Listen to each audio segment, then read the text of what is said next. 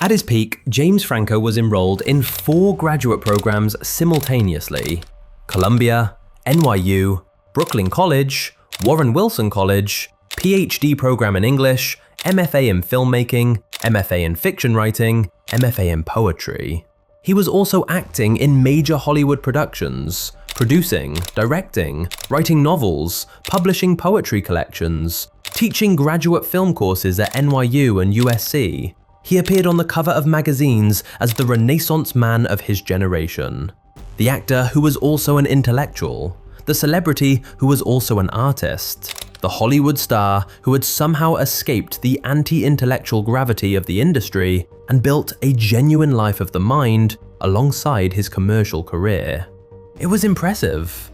It was also, in important ways, a performance. Not of intelligence, he is genuinely intelligent, but of certainty, of completeness, of a person who had figured out who they were and was demonstrating it publicly through the accumulation of credentials. What the accumulation was actually demonstrating was the opposite of certainty. This is the story of a man who built one of the most elaborate defensive structures in Hollywood history to avoid confronting the thing he feared most. And what happens when the structure collapses? James Edward Franco was born in Palo Alto, California in 1978. His father, Doug, was a business executive. His mother, Betsy, is a writer and actress. His grandmother was a novelist.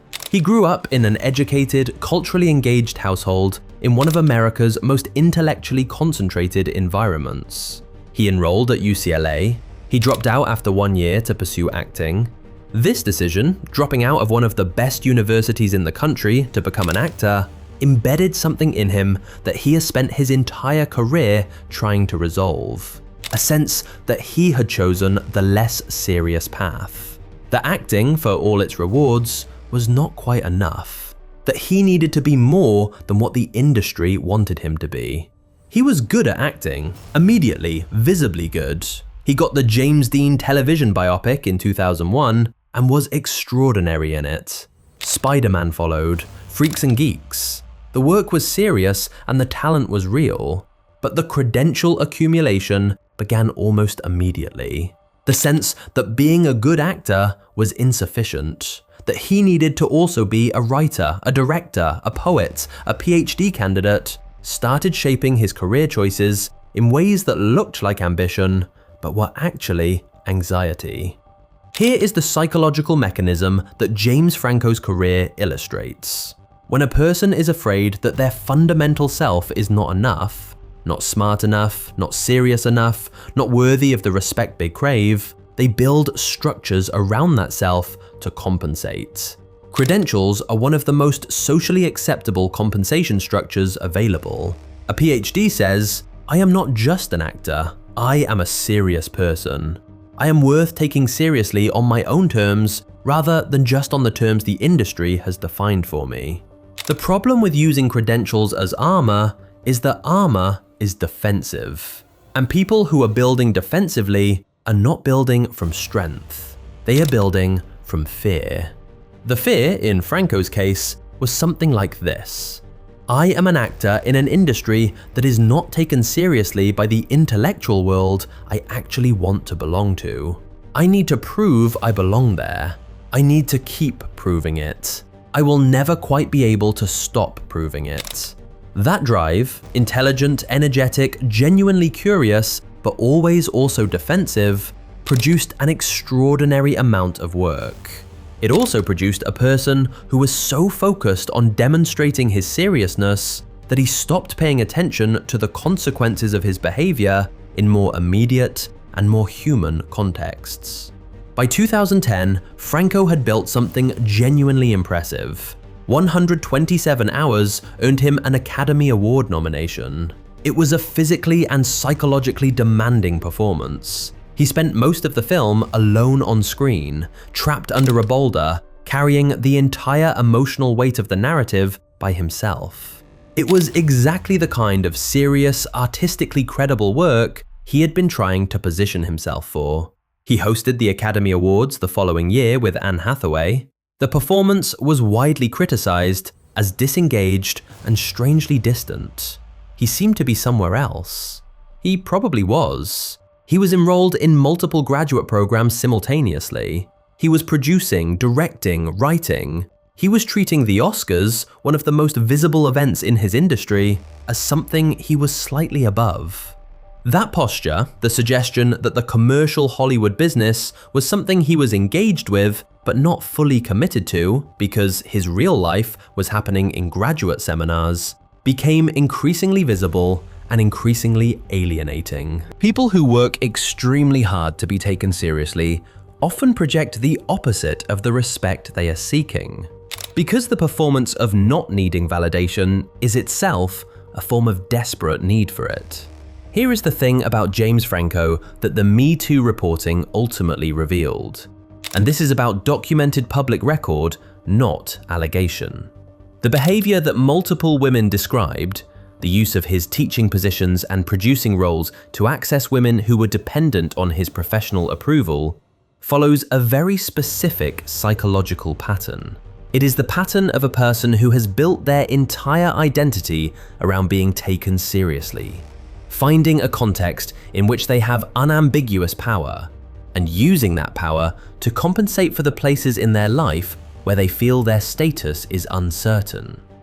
The classroom, the film set, the industry context in which he was the established figure and others were seeking access to his network.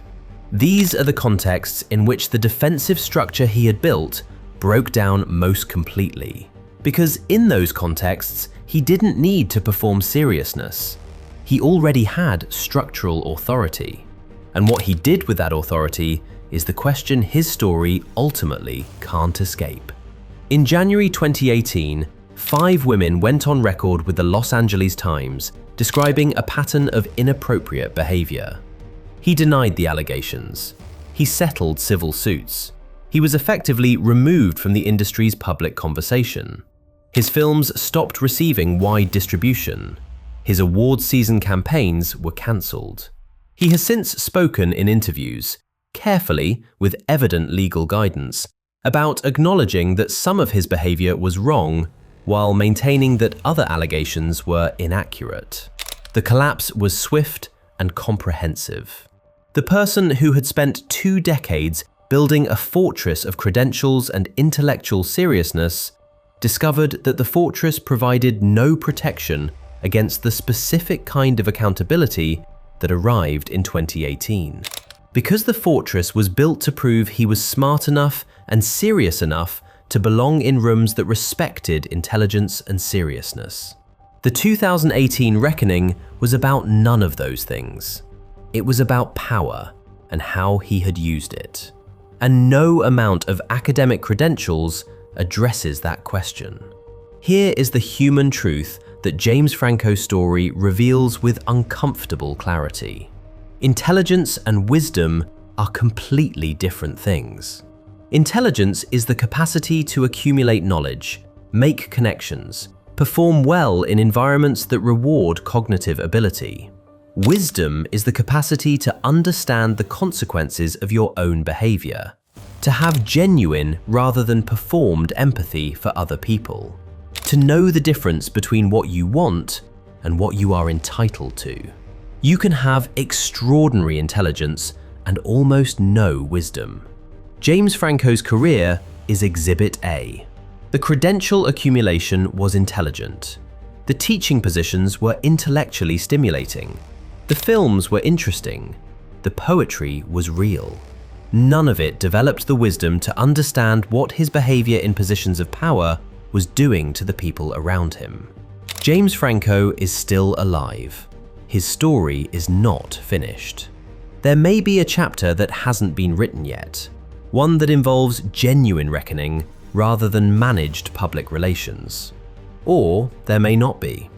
Some people never close the gap between who they perform themselves to be and who they actually are.